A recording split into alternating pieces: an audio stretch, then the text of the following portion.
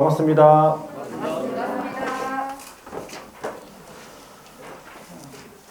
자, 식구가 조금 좀 늘었네요, 그죠?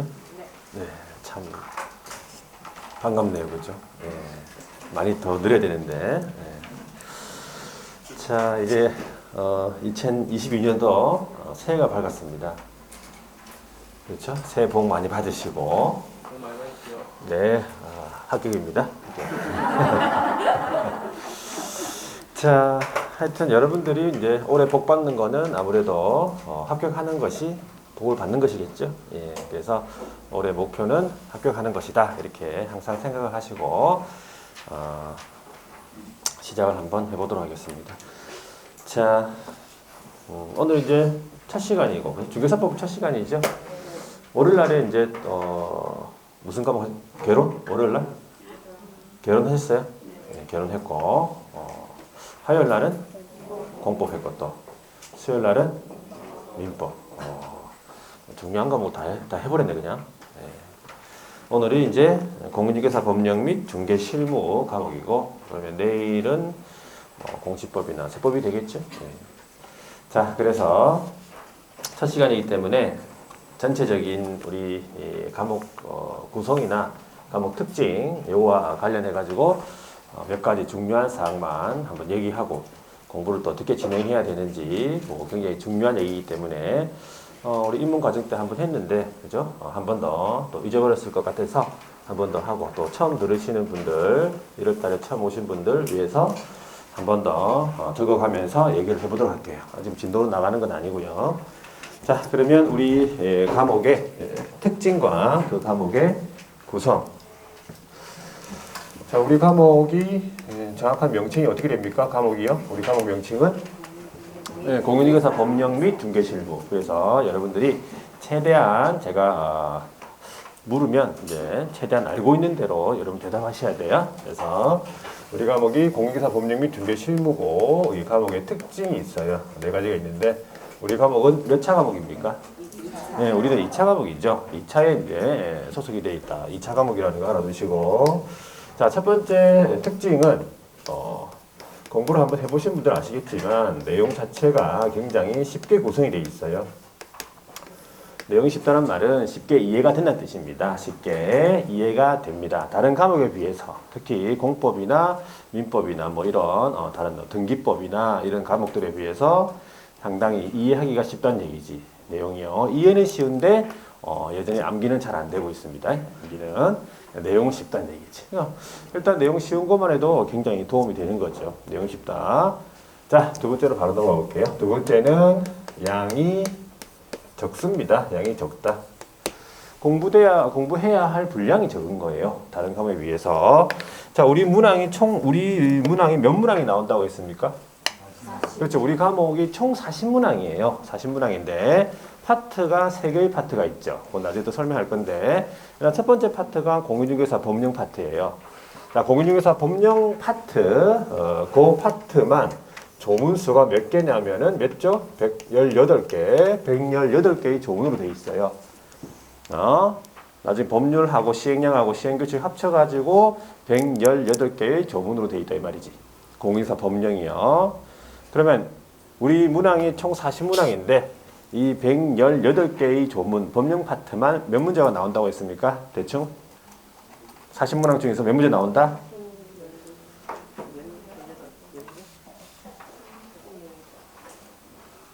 28개죠? 28개 나와요. 보통. 28개 나옵니다. 법령 파트만. 우리 과목이 40문항인데 3가지 파트 중에서 법령 파트만 28개가 나와요. 그러면 40문항에서 28개가 나온다는 것은 몇 퍼센트를 차지하고 있는 거예요? 70%. 그렇죠? 70%를 차지하고 있지. 법령 파트가 70% 차지하고 있어. 그래서 118개의 조문에서 28개가 나온다. 우리 한 문제가 보기가 몇 개입니까? 한 문제는 보기 5개죠? 그러면 28문제면 총 보기가 몇 개입니까?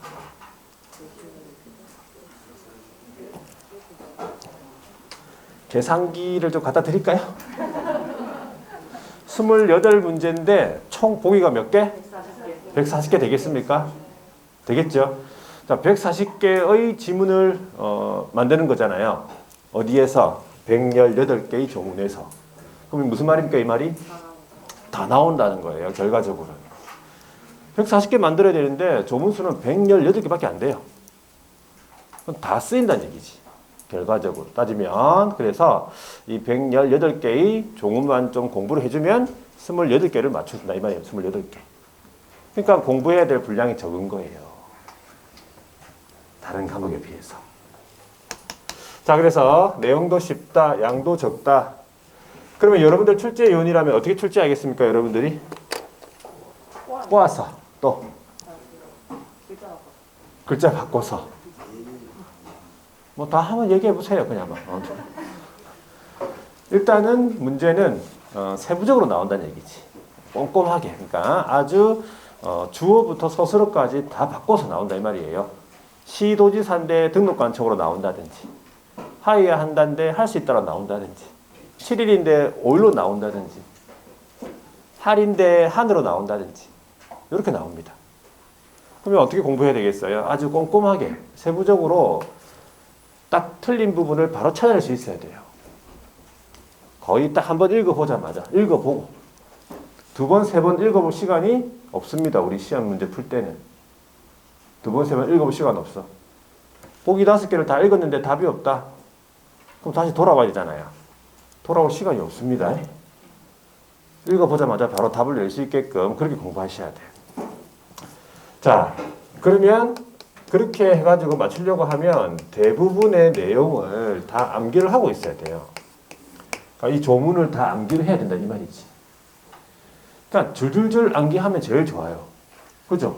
근데 그렇게 암기할 수 없다. 시간이 없다. 그렇게 암기할 수 있는 머리는 되는데 시간이 없어. 안타깝다는 얘기. 시간이 없어가지고. 다른 것도 다 공부해야 되니까. 이것만 공부하라 그러면, 이 과목만 공부하라 그러면 다 예쁘지, 그냥.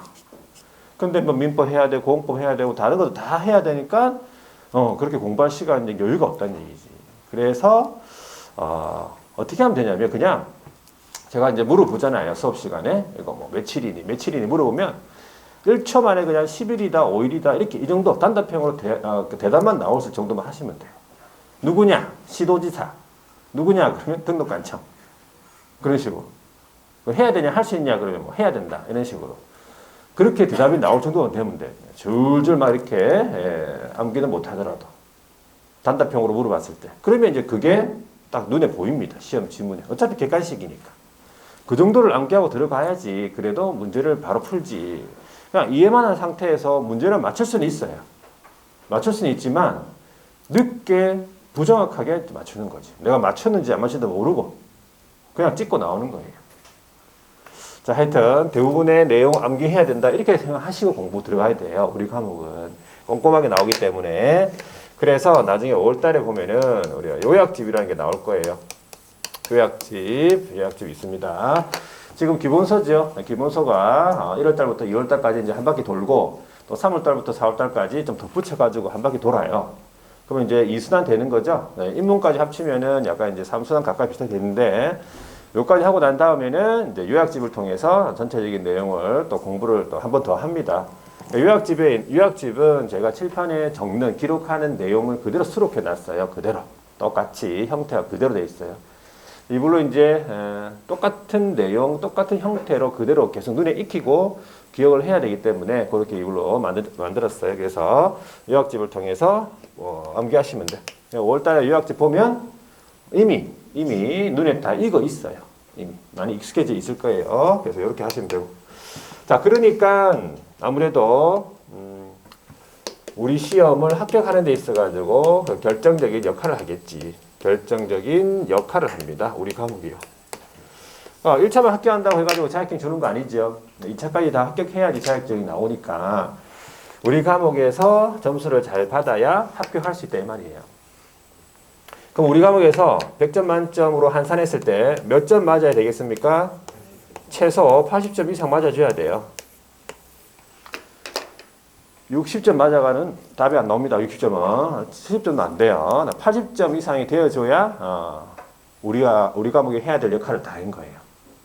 자, 그러면 자, 사신문항에서 이거를 80점이 나오려고 하면 몇 개 맞춰야 돼요? 32개, 32개. 32개를 맞춰줘야지만 80점이 나오는 거예요. 최소 80점이지 그 이상 더 맞춰줘야 돼요. 90점, 95점. 다 맞는 경우도 있어요. 100점. 우리 학원에는 없지. 다른 데서 전국에 있다는 얘기지. 우리 학원은 없어요. 한 개씩 이렇게 틀려서 잘못해서 한 개씩, 두 개씩. 그렇죠? 100점하고 한 개 틀린 거랑은 다릅니다. 차원이. 만점이랑 한 개 틀린 거는. 그렇죠? 만점은 거의 실수 없이, 그죠? 개수도 좀 잘 맞아 떨어져야 되고, 완벽했다는 얘기지. 하여튼, 만점 맞으면 제일 좋겠지만, 그게 아니더라도 한 최소 80점 이상 많이 맞춰줘야 돼요. 그래가지고, 다른 과목들 여러분들 한번 이제 좀 공부해 보시면 아시겠지만, 공법이나, 공법이 한 과목이고요. 그 다음에 공시세법이 합쳐서 한 과목이라는 거 알아두셔야 돼요. 합쳐가지고 꽈락을 매기니까. 공법이 한 과목, 공시세법이 한 과목. 그래서 중개사법 한 과목에 세 과목으로 되어 있어요. 2차가. 다른 과목들은 60점 맞기가 쉬운 일이 아닙니다. 60점 맞기가. 사신문항에서 24개잖아. 근데 그 24개가 쉽지가 않습니다. 그러니까 보통 합격생들도 다 55점이나 뭐 딱 50점이나 그죠? 뭐 57.5점이나 이렇게 나오고 좀 하는 사람들은 이제 65점, 뭐 70점이 나온 사람도 있어요. 근데 드물다 이게 많이 없어요. 그렇게 전체적으로 봤을 때 전체적인 합격생의 분포를 보면은 다 공법 50점대, 공시세법 50점대, 중개사법 80점대 이렇게 나와. 50점 맞기는 좀 뭐 어렵지 않습니다. 50점 어떻게 맞으면 돼요? 그냥 맞고 틀리고 하면 돼. 그냥.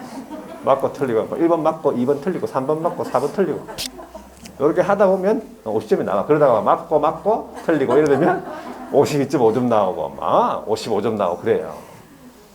그럼 우리는 그러면 안 돼. 우리는 다 맞춰야 돼. 그냥 막 15개에서 한 개 틀리고 이래야 돼. 15개에서 한 개 틀리고 다 맞다가 한 개 틀리고. 자, 공부해 보시면은 다 맞출 수 있어. 여기 우리 과목은 쉽고 양도 적고 민법의 10분의 1만 투자해도 우리는 100점 맞아요. 우리 여러분들 민법 공부하는데 민법은 물론 좀 중요하기 때문에 민법은 전반적인 다른 과목에 영향을 많이 미치기 때문에 다 민법이 잘 돼야 되기 때문에 일단 중요한데 하여튼 우리 과목의 특징을 좀 잘 알아두시고 자, 그 다음에 이제 과목의 어떤 구성을 한번 볼게요. 우리 과목 구성도 굉장히 중요하죠. 자, 공인중개사 법령 및 중개실무의 과목 우리 총 몇 문항 나온다고 했습니까? 네, 40문항이 출제가 돼요. 우리. 자, 그 파트가 세 가지 파트가 있다고 했어요. 공인중개사 법령 파트예요. 공인중개사 법령. 두 번째가 자, 부동산 거래 신고 등에 관한 법률. 이렇게 되어 있습니다. 세 번째가 중개실무 이렇게 되어 있어요. 자, 파트가 세 가지 파트인데, 자, 여기에서 공인중개사 법령 파트가 보통 몇 문제가 나오냐면은 이렇게 나오죠. 28개에서 한 30개 정도 이렇게 출제된다 보시면 돼요. 40문제 중에서 28개에서 30개, 여기에서 5문제에서 6개, 여기에서 6문제, 뭐 7문제 이렇게 출제가 되지. 자, 그러면 올해 같은 경우 32회 때, 작년이죠? 작년에 32회 때 작년 시험에 법령 파트에서 몇 문제가 나왔냐면 28개 나왔어요. 28개 나왔고 부동산 거래 신고 등에 관한 법률 파트 여기에서 8문제가 나왔어요. 보통 5개, 6개 나오는데 많이 나왔어. 2문제가 더 나왔어요. 8개 나왔어요. 토지거래 허가 쪽에서 3문제가 또 출제가 돼버렸고 여기 안에 보면 토지 허가제도 있어요. 여기서 여기 특례에서 한 문제 하고 나머지 이제 전부 부동산 거래 신고나 좀 합쳐가지고 또 이제 한 4문제 나와가지고 8문제가 출제가 됐어. 많이 출제가 된 거죠. 그 다음에 여기에 이제 4문제가 출제가 돼가지고 40문항이 나왔단 말이지. 자, 근데 좀 보통 어떻게 출제되냐면은 여기에서 28개가 나와요. 다음에 여기에서 플러스 해가지고 여기에서 한 6문제가 나오죠. 플러스 여기에서 몇 문제 나와야 돼? 6문제가 나와야 되겠지. 그러면 40문항이 나와요. 보통 이렇게 출제가 됩니다. 출제 비중이 그렇습니다. 여기에서 28개 가운데 몇 문제 맞춰줘야 되겠습니까? 28개 나왔으면 28개 다 맞추면 제일 좋고. 그냥 사람이 실수를 할 수도 있고, 그죠? 너무 뭐 구석에 있는 문제. 우리 서식도 문제 냅니다. 이번에도 32회 때 지정대장이라고 서식 안에 기재사항 있죠? 양식. 우리가 1호부터 28호까지 서식이 있는데, 그 서식도 시험 문제 냅니다. 그 서식까지 다 완벽하게 공부할 수는 없어. 모든 서식.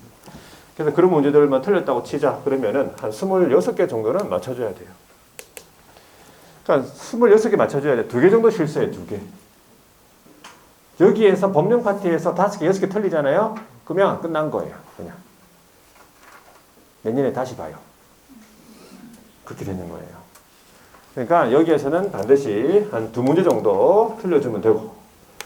플러스 여기에서 6문제 중에서는 몇 문제 맞춰주면 돼요. 여기에서는 한 반 정도 맞춰주면 돼요. 3개. 자, 그러면 여기에 이제 6문제 중에서 몇 개 맞춰줘야 돼요? 3개를 맞춰주면 몇 개가 나오는 거지? 32개가 나오는 거예요. 이렇게 맞춰주면 돼요. 여러분. 각 파트별로. 되겠습니까? 이렇게 예상을 하고 이제 공부를 하셔야 돼요. 어디에서 어떻게 점수를 맞출 것인가. 그런 이제 8점이 나왔죠? 여기에다가 이제 한두 개씩 플러스가 되면 85점, 90점이 나오게 되는 거예요. 그래서 어떻게 공부를 해야 되겠구나, 어디를 중점적으로 해야 되겠구나 라고 확실하게 여러분들이 인식을 하면서 공부를 하셔야 돼요. 되겠습니까? 이거? 네. 자, 하여튼 특징과 구성까지 받고, 그 다음에 이제 여러분들 진도를 나갈 건데, 일단은 이제 기본서 과정 처음이니까, 그렇죠. 올해 이제 처음 1년에 딱 한 번 하는 게 있어요. 그게 뭐냐면 부동산 중개업의 유래라고 있어요. 유래. 요거는 이제 오늘 하고 이제 안 하는 거예요. 오늘 하고 시험 칠 때까지는 한 번도 안 하지. 이제 없어. 이거는. 그리고 100% 시험에 안 나옵니다.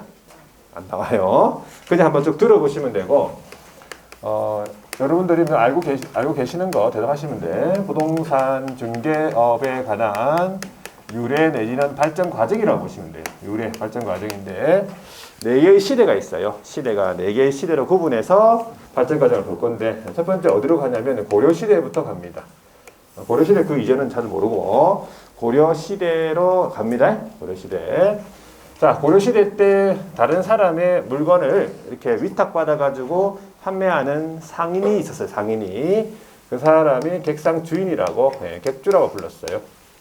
지금의 도매상급이다라고 보시면 되고, 자, 객주 밑에 소속이 되어가지고 구체적인 어떤 물건 거래에 흥정 붙이는 사람, 지금의 이제 소매상이라고 보면 되겠죠. 거간이라고 있습니다. 거간. 이 사람들이 어떻게 했어요? 자유롭게 중개업을 했다 보시면 돼요. 자유업. 이 사람들이 누구냐면, 자, 부동산, 중개업, 효시. 효시라면 이제 기원을 말하겠죠. 기원. 효시다, 기원이다 보시면 돼요. 이 사람들이. 이 사람부터 출발했다 이래 되는 거죠. 객주, 거간. 자, 그런 다음에 고려 시대가 마무리되죠. 그럼 무슨 시대로 넘어갑니까? 네, 조선 시대로 넘어가요. 조선 시대.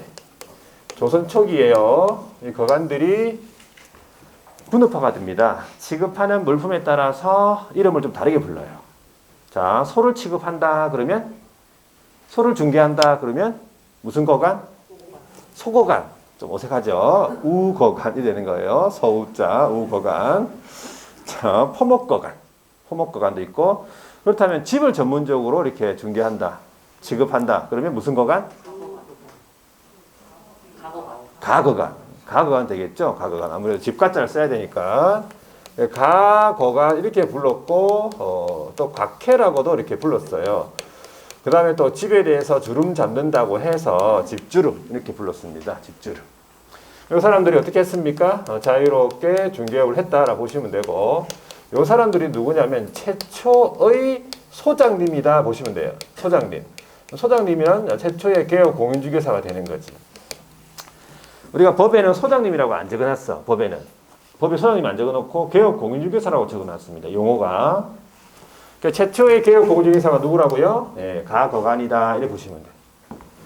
자, 그 다음에 1890년입니까? 예, 90년에 이 가거간들이 자유롭게 하다 보니까 거리 질서가 좀 문란해지겠죠? 그래서 규칙을 만든 것이 있는데 그게 뭐냐면 객주 거간 규칙이라고 요걸 만들게 됩니다. 제정을 하게 되어서 인가를 받은 사람이 중개업을 이제 했다 보시면 되고 요게 최초의 중개업에 관한 법제, 최초의 법이다라고 보시면 돼요. 그 의미가. 자, 그런 다음에 이제 조선시대가 마무리되면 무슨 시대로 갑니까, 이제? 일제강점기로 가는 거죠. 그래서 일제시대입니다.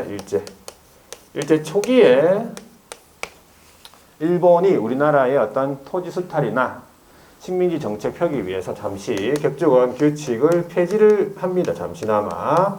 그래가지고 다시 자유롭게 중개업을 하게 됐다. 그런 다음에 1922년 일본이 다시 거래 질서가 문란해짐에 따라서 소개영업 취체규칙이라는 걸 만듭니다. 소개영업에 관한 취체라는 말이 단속이네, 단속. 소개영업 취체규칙을 만들어요. 제정을 하게 되면서 그때 당시에 경찰서장으로부터 허가받은 사람 중개업을 할 수 있게 했다 보시면 되고, 요게 최초의 근대화된 법제네. 근대화된 법제로서의 그런 의미를 가지고 있다.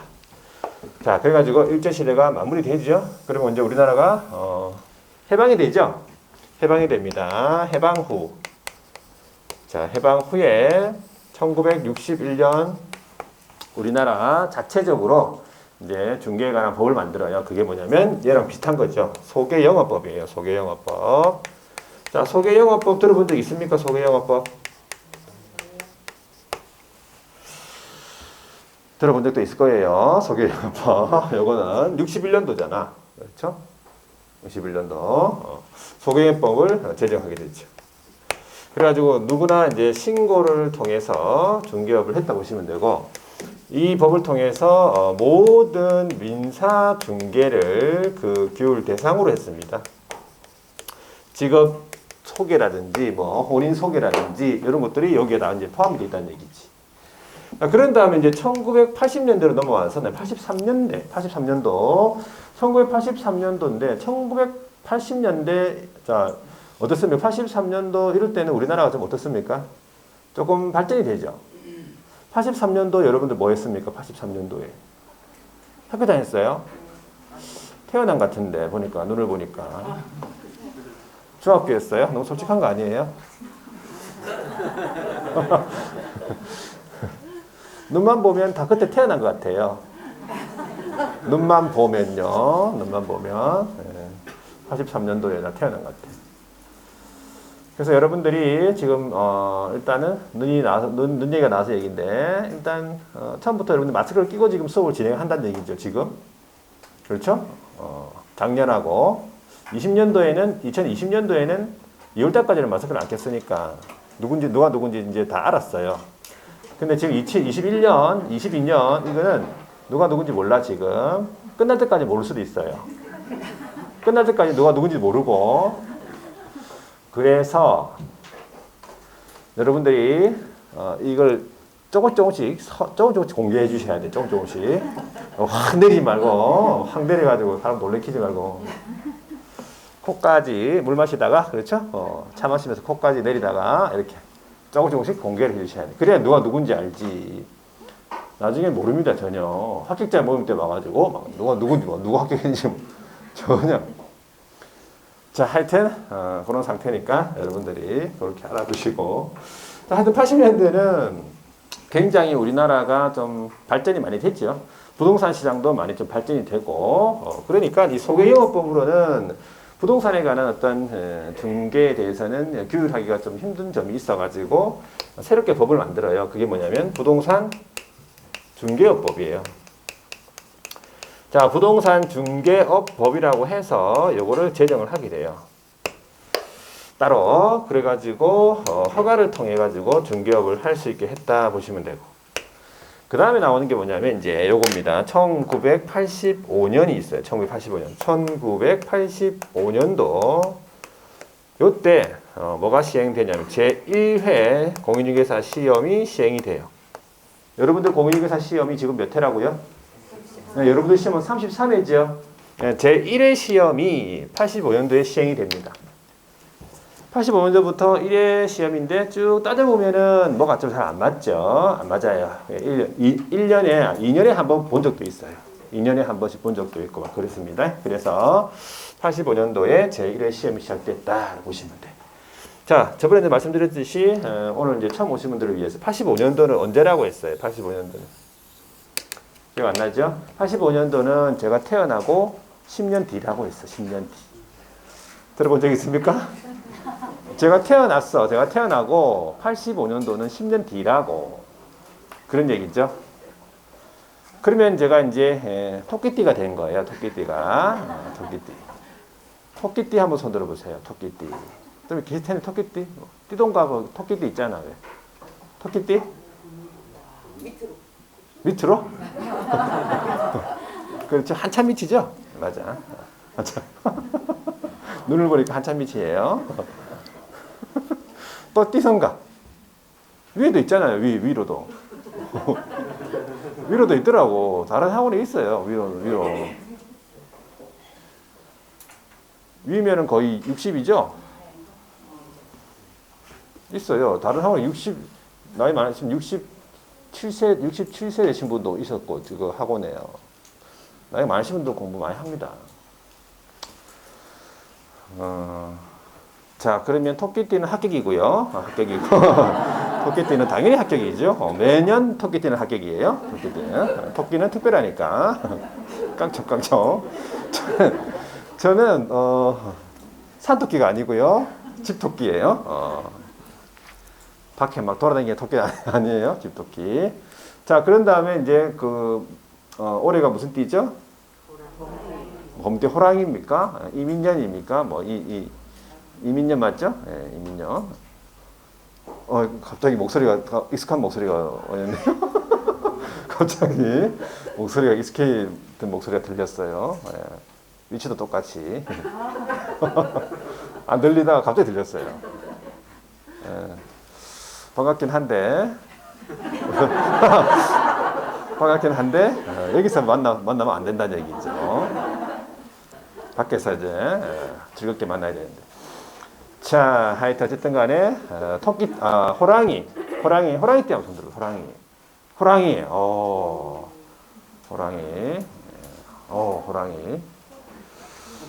합격입니다. 그렇죠. 호랑이 합격이고요.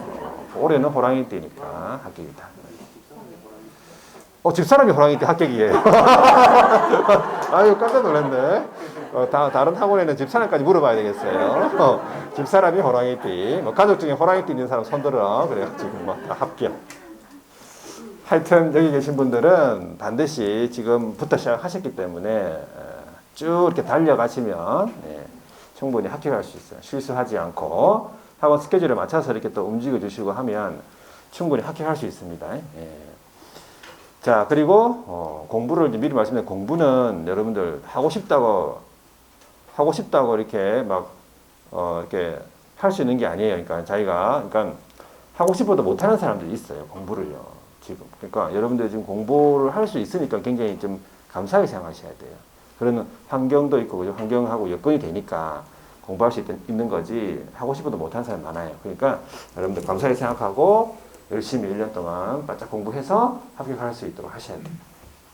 자, 하여튼 85년도는 제가 태어나고 10년 뒤라는 사실. 자, 그런 다음에 몇 년도로 가냐면 이제 1999년도로 가요. 이때는 이제 중개업법이 조금 개정이 돼요. 개정이 되면서 등록을 통해서 중개업이 가능했다 보시면 등록제라는 얘기지. 등록제. 그리고 각종 규제들이 조금 완화가 됩니다.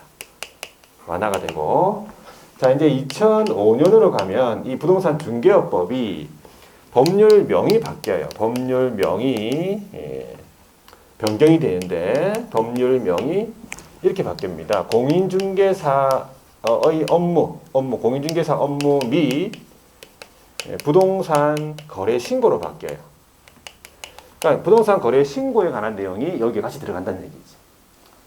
27조, 28조에 들어갔어요. 들어갔고 여전히 등록제입니다. 그런 다음에 2014년도에 공인중개사 업무랑 부동산 거래 신고가 분리가 돼. 나눠지게 됩니다. 그래서 따로 공인중개사 법과 부동산 거래 신고가 분리가 되면서 여전히 등록적인 등록제입니다. 등록제고 법률명이 이제 바뀌게 되는 거죠.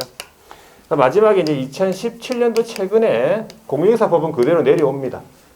그런데 부동산 거래 신고에 관한 법이 이름이 이렇게 바뀝니다. 부동산 거래 신고 등에 관한 법으로 바뀌어요. 등이 붙어요. 지금 저희 구성에 보면은 등이 들어가 있잖아요. 2017년도에 등이 들어가서 부동산 거래 신고랑 토지거래 허가랑 외국인 특례가 세 가지가 들어간 거예요. 양이 점점 늘어나는 거지.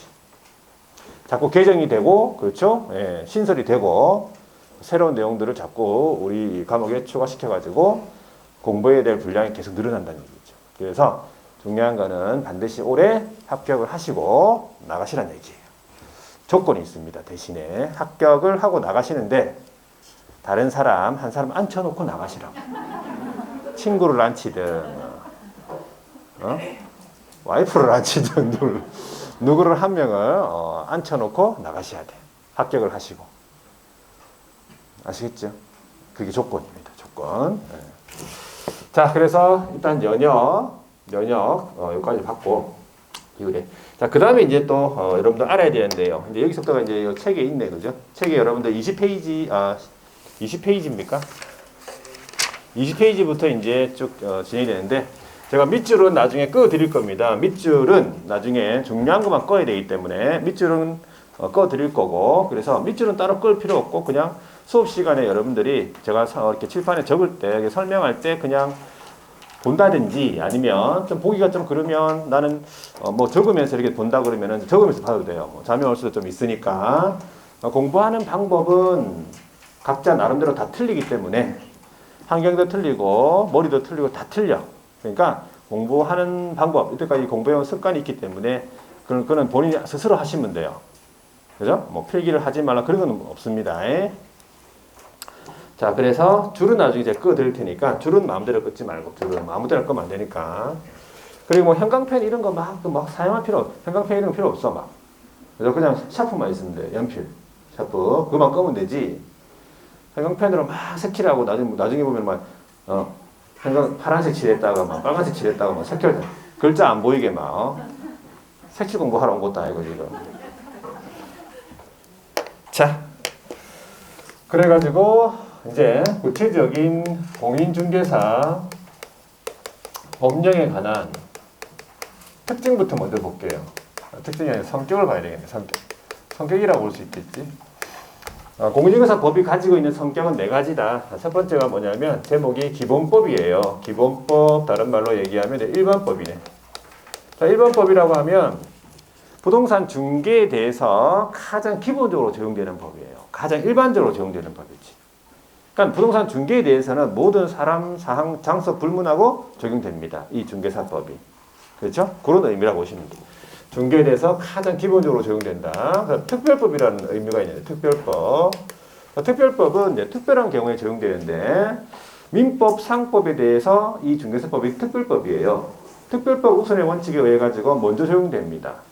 자, 중개에 관한 내용이요. 중개에 관한 내용이 공인중개사법에도 있고요. 상법에도 있고, 민법에도 있다. 이렇게 봤을 때, 민법하고 상법 중에서 뭘 먼저 적용시킵니까? 중개사법이 먼저 적용시켜요. 왜? 민법, 상법에 대해서는 특별법이니까. 특별법 우선의 원칙에 의해서. 근데 중개사법의 내용을 보니까 내용이 없다. 그러면 민법하고 상법 중에서 뭘 먼저 적용시킵니까? 상법을 먼저 적용시키겠죠? 아무래도 이 앞에 글자 적어놨으니까. 구체적인 이유는 이 개업 공인중개사가 상인이라서 그래요. 상인. 개업은 상인입니다. 장사하는 사람이기 때문에 민법보다는 상법을 먼저 적용시키고 상법에 그 내용이 없으면 모든 국민의 법인 민법을 적용시키는 거지. 그래서 중개사법은 민법, 상법에 대한 특별법적 지위에 있다. 이렇게 알아두시면 되고, 세 번째가 중간법이에요. 중간법, 다른 말로 이제 사회법. 그리고 혼합되어 있다 해가지고 혼합법이에요. 혼합법. 등록관청, 국가기관하고 소장님하고의 관계는요, 공급관계고, 그 다음에 소장님이랑 의뢰인 간의 관계는 사업관계예요. 공급적인 요소, 사업적인 요소가 혼재되어 있다 해가지고 혼합법, 중간법, 사회법이라 부릅니다. 네 번째는 국내법이네. 국내법이란 얘기는 국내에 있는 중개재산만 취급하겠다는 얘기예요. 국내법이죠. 자, 여기까지. 그 다음에 이제 공인중개사 법령의 구성. 공인사 법령의 구성. 자, 모든 법이 마찬가지겠지만 법률이라는 게 있습니다. 법률은 어디서 만드는 겁니까? 국회에서 제정을 하게 됐죠. 누가 만듭니까? 국회의원들이 만드는 거고, 법률에서 위임된 사항과 그 구체적인 시행과 관련되어 있는 내용이 시행령이라고 해요. 자, 시행령은 누가 만들어요? 네, 대통령이 만듭니다. 대통령. 그래서 이거를 뭐라 불러요? 대통령령 이래 불러요. 대통령이 만든 대통령 명령이라고 해서 대통령령 이래 부릅니다. 법률과 시행령에서 위임된 사항과 그 구체적인 시행과 관련되어 있는 내용, 이게 뭡니까? 시행 규칙이에요. 이거 누가 만듭니까? 예, 각부 장관이 만들어요. 각부 장관 있죠? 자, 우리 부동산하고 관련되는 장관이 누굽니까? 국토교통부입니다. 국토교통부 장관이죠. 그래서 국토교통부 장관이 만들었다 해가 국토교통부령. 그러니까는 시행령은 대통령령 같은 말, 시행규칙은 국토교통부령이에요. 알아두셔야 돼요. 같은 말. 자, 그래가지고 법률이 7개의 장 몇 조로 되어 있냐면은 51조가 제일 마지막 조예요. 제일 마지막 조가 51조예요. 1조가 목적이고 51조가 과태료입니다. 과태료가 제일 마지막 조 51조로 되어 있어. 물론 중간에 뭐 빠져 있는 게 있어, 삭제되는 게 있습니다. 근데 제일 마지막 조가 51조고 시행령은 7개의 장 38조가 제일 마지막 조예요. 플러스 시행규칙은 6개의 장 29조가 제일 마지막 조죠. 자, 그러니까는 51조, 38조, 29조를 합쳐버리니까는 몇 조가 나왔어요? 이게 118조가 되는 거예요. 이 118조에서 몇 문제 나온다고 했습니까? 28개 나옵니다. 40개 아니고 28개. 나머지 이제 부동산 거래 신고하고 중개 실무에서 12개 정도 나오고. 전체적인 구성이 이렇습니다. 그래서 이 우리 공유사 법령 파트의 구성을 얘기한 거예요. 자, 이제 여기까지 보고 한번 좀 쉴게요. 이게 뭐냐면 제정 목적이네. 자, 제정 목적이라고 있어요. 우리 법의 제정 목적. 모든 법은요. 대부분의 법은 웬만해서는 다 1조가 목적입니다. 그 법을 제정한 목적. 그래, 다른 법은 이 제정 목적을 시험 문제 안 냅니다. 근데 우리는 이 제정 목적을 시험 문제 냅니다. 한 2, 3년제로 한 번씩 냅니다. 2, 3년제. 과거에. 자, 그런데 이제 법이 개정된 지, 법이 목적이 좀 개정된 지가 한 10년 가까이 돼요. 개정된 이후에는 한 번도 안 나왔지. 최근 10년 동안 안 나왔다고 보시면 돼요. 근데 매년 나올 거라고 예상을 하고 계속 공부를 합니다. 그렇죠? 나올 가능성이 있기 때문에. 그래서 여러분들이 목적을 공부하는 거는 간단합니다. 그냥 목적만 단순하게 이제 암기해 두고 있으면 돼요. 그러면 공부는 끝나는 거예요. 목적은 크게 네 가지의 목적을 가지고 있어요. 첫 번째가 공인중개사의 업무 등에 관한 사항을 정하여. 이게 이제 첫 번째 목적이면서 전제이면서 첫 번째 목적입니다. 공인중개사의 업무 등에 관한 사항을 정하여. 이게 첫 번째 목적, 전제이면서 두 번째 목적이 뭐냐면 그 전문성을 제고하고예요. 제고. 전문성을 높이겠다는 얘기지. 이때 말하는 그는 공인중개사를 말합니다. 세 번째, 부동산 중개업을 어떻게 하겠다? 건전하게 육성하여 궁극적인 목적이에요. 국민의 경제 발전에 이바지하겠다. 궁극적인 목적이지. 2차 목적이면서 간접 목적이에요. 국민경제 이바지. 그래서 요 네 가지의 목적만 딱 암기하고 있으면 공부를 끝나는 거지. 공부는요, 끝나는 거고. 자, 그러면은 이제 여러분들 여기서 한 가지 알아야 될 게 뭐냐면, 목적과 관련된 법 규정이 있어요. 우리 이 목적과 관련된 여러 가지 우리 법 규정 중에서 목적과 관련되어 있는 법 규정을 한번 볼게요. 공인중개사 업무 등에 관한 사항을 정하여서 이제 업무와 관련되어 있는 법 규정이 한 3개 정도 적어보면은 대표적으로 이제 거래 계약서를 작성해야 될 그런 업무가 있겠죠. 그래서 거래 계약서 작성. 자, 이 거래 계약서 작성 파트에서도 단독으로 한 문제가 또 나옵니다. 그 다음에 확인 설명서 작성이라는 것도 있어요. 확인 설명서 작성. 그리고 법인인 개업 공인중개사의 경업에 관한 내용도 있어요. 경업. 그래서 이런 각각에서 한 문제씩 출제가 되는데 이런 규정들이 요 목적과 관련되어 있다 이렇게 보시면 되고, 그 전문성을 제고하고가 관련되어 있는 거는 어떤 규정이 있냐면 아무나 할 수 있는 일은 아니다. 그래서 결격 사유자가 있는 사람들은 중개업에 종사할 수가 없다 해서 결격 사유라는 게 있고, 그리고 일정한 교육을 또 받아야 된다 해서 교육 제도라는 게 있어요. 중개업을 건전하게 육성해야 되니까 시험을 일단 쳐야 되겠네. 그죠? 자격증 있어야 되겠다 해서 공인중개사 제도 규정이 있고, 그 다음에 건전하게 육성하는 거니까 적법하게 중개업 해야 되겠죠? 그러니까 중개사무소에 대한 개설 등록 파트가 있어요. 자, 그럼 국민경제 이바지, 경제와 관련되니까 아무래도 돈이 관련돼 있겠죠? 중개보수 규정이 있습니다. 중개보수 실비에 대한 규정이다 이렇게 보시면 돼요. 그러니까 노란색으로 적은 거는 관련 규정들입니다. 그러면 여기에서는 관련 규정을 물어보는 게 아니고 목적이냐 아니냐를 물어보죠. 그럼 목적이 아닌 것을 한번 적어볼게요. 목적 아닌 거 대표적으로. 자, 목적 아닌 거. 공인중개사 업무가 목적이죠. 공인중개사의 업무 목적인데 뭐라고 나면 틀렸냐면은 개업 공인중개사 업무.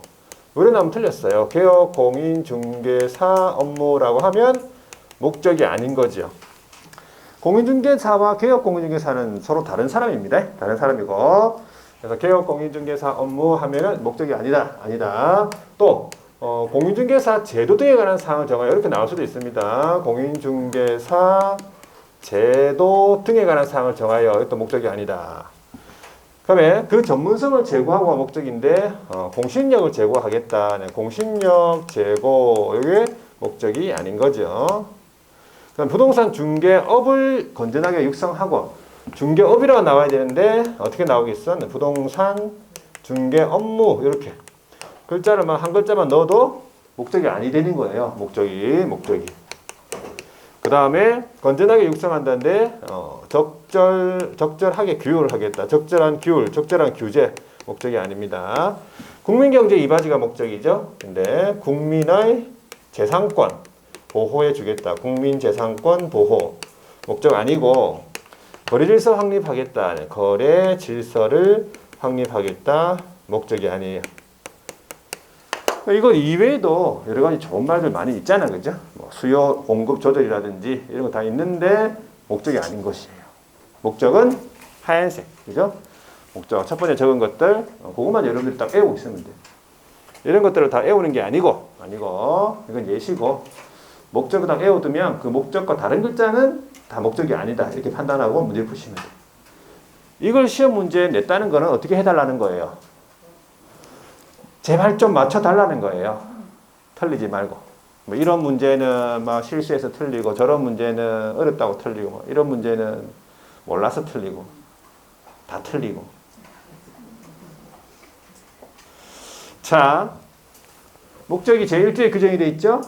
그럼 여러분들이 이제 소장님이 되실 거잖아. 그렇죠? 소장님, 그리고 시험에 나올 수도 있기 때문에 이 목적을 갖다가 깔끔하게 한번 읽어보도록 하겠습니다.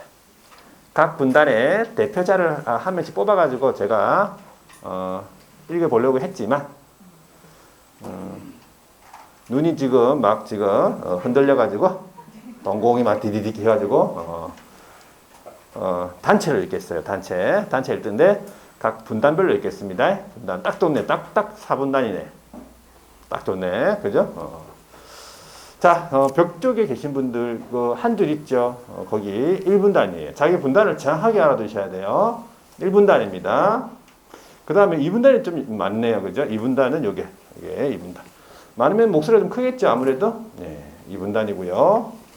그럼 여기 3분단.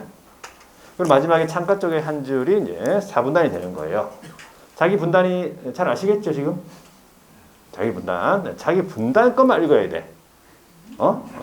다른 학원에 보면은 막 계속 읽는 사람이 있더라고.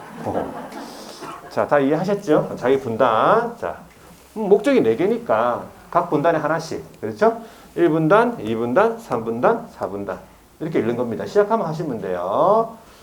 자, 1분단부터 하겠습니다. 우리 공인사법 제정 목적. 자, 시작. 공인중개사 업무 등에 관한 사항을 정하여 다음. 정성을 제고하고 목소리가 좀 작습니다. 다시 할게요. 다시 1분단부터 다시 합니다. 1분단부터. 목소리가 작거나 그 다음에 좀 안 맞으면 이것만 계속하고 집에 갈 거예요. 뭐가 진도가 뭐가 중요해. 그건 나중에 나오. 자, 다시 하겠습니다. 공인사법 제정 목적 1분단부터 시작. 공인중개사 업무 등에 관한 사항을 정하여 다음. 그 정성을 제고하고 다음. 부동산 주변을 건전하게 육성하여 다음.